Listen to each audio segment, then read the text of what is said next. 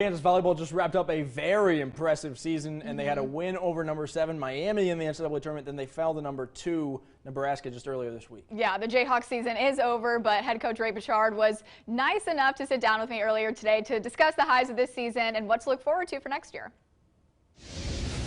All right, Coach, so with the Big 12 just being as tough as it is for volleyball, how does that make tournament play any different?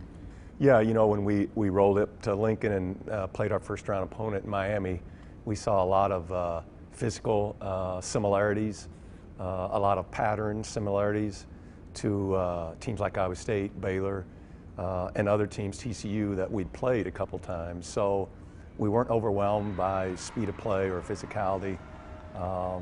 In fact, we were the more physical team, blocking, I think, 13 balls or whatever it was. So yeah, it's a grind when you're in it, and you're like, man, there's no day off, no night off.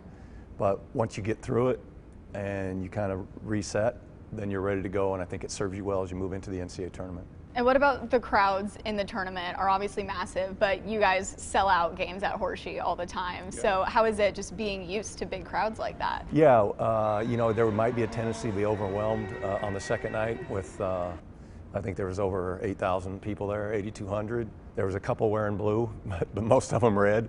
But you know, we've gone to Texas, Gregory gyms, an intimate environment like that. We got off to a little slow start against the Huskers, but once we got our feet on the ground, it became a very competitive match.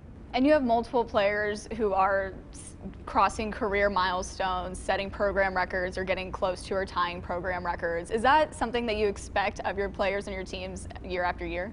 Yeah, we hope so. You know, we have alumni that set lofty goals and records, and then we have current players that come in and try to exceed those in a way that can help their team win. Lang's really moved up the blocking charts over the last few matches, and also I think played as many matches as a Jayhawk as anybody else. I think her and Cassie Wake may be tied for that, but just really happy to see your goal is to be playing your best volleyball at the end of the year, and certainly I think the Jayhawks are doing that.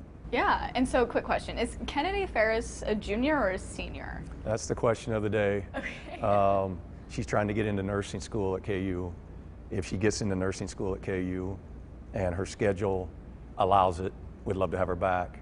If that does not work and she has to go somewhere else, obviously her career could be over. So it'll be interesting to see how that plays out. But she played so well against Nebraska. All right, I was wondering because I know she was honored at senior night, but she was rostered as a junior, so I wanted to clear that up. Yeah, Lang's, she wanted 2 senior nights, so maybe Kennedy wants 2 senior nights too. But their situation's kind of similar because Lang's was waiting to get into speech path school here at KU, which is extremely difficult. And she applied some other places, so that was kind of a waiting game we were a little bit nervous about. So we might be in kind of the same scenario with Kennedy. Mm-hmm. And so as you look towards your future teams, and you don't know if you'll have a player like Kennedy back or not, you're losing possibly 6 players if her schedule doesn't allow her to keep playing. So how is it coming up with players to help? We lose a ton of physicality. You know, Dooley at 6'6", Nesh at 6'3", Langs at 6'3". So that's our biggest concern right now. Like Ryan Swanson, the last month of the season, she's been really, really starting to come on, and we're excited about her. Obviously, Aya and Caroline being, and London Davis didn't get a lot of time the last month of the season. It's not because she wasn't playing great, it's just because Nesh was playing so well. There's a lot to look forward to. And so have you already started thinking about a future team or not yet? You're still just coming down from this season. Yeah, I've been pretty wiped out last couple of days, but yeah, your mind immediately goes. That's the thing about coaching. You should try to take maybe a day or two to enjoy what was another really eventful season.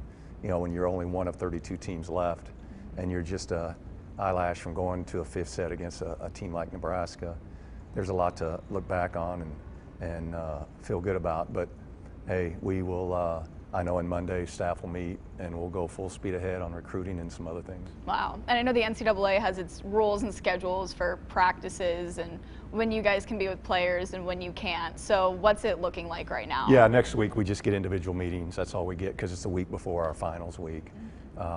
So we'll be limited there, and they need the break. So we won't be with them till after they come back in January, which will be fine. They'll just need to, stay in a little bit of shape over the break and go home and spend time with family and and come back refreshed, ready to go. All right, perfect. Thank you so much. Thank you. I love how he reminds us these girls are not just amazing athletes, but they're getting into speech pathology school, nursing school, and they're having to maybe put their sport aside to pursue their career, but he's still there with their spot on the team in case they can make it work. No, he's the biggest supporter for sure. Yeah. It's cool. They are really well-rounded. They're not just volleyball players. Right? They're awesome. Yeah, good deal. Stick around. There's more K-Nation coming up after the break.